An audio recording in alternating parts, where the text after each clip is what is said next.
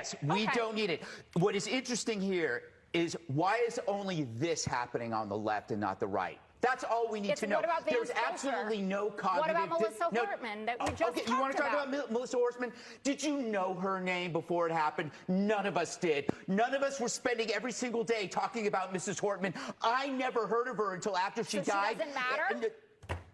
Don't play that bullshit with me. You know what I'm saying is there was no demonization, amplification about that woman before she died. It was a specific crime against her by somebody who knew her. The same. Now you could bring up Josh Shapiro, but then you will not bring up, for example, that was a pro-Palestine person. So don't use your. What about this? The fact of the matter is the both sides argument not only doesn't fly, we don't care.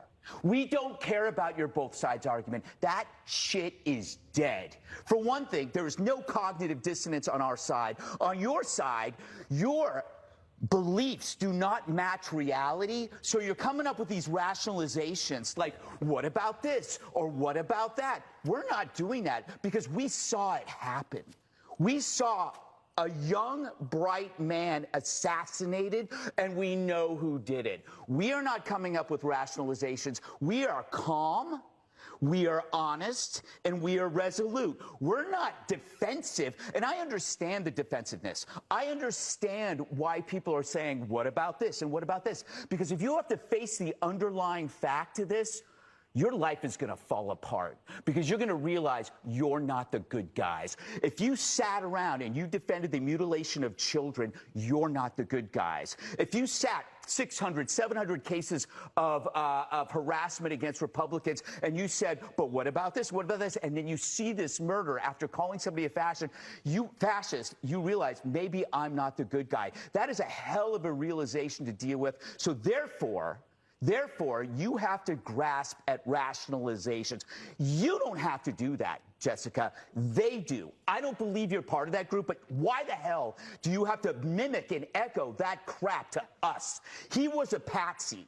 That guy was a patsy. He was under the hypnotic spell of a direct-to-consumer nihilism, the trans cult, and you know that. If you can decide that biology is false, you can agree that murder is okay and that humanity is expendable. How you cannot see that alone and see that for what the evil it is without having to attach all of these other things is beyond me. I just want to be clear, and I want to let people speak. I in no way intended at all to minimize what happened to Charlie. I was horrified by it. I have not been on the five but since the two sides argument, well, it's like pig Latin to a duck. No.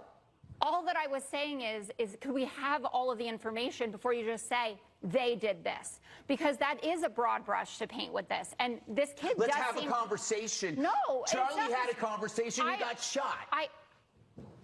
Look, I'm sorry, Jessica. I'm sorry. I'm sorry. You weren't here for a week.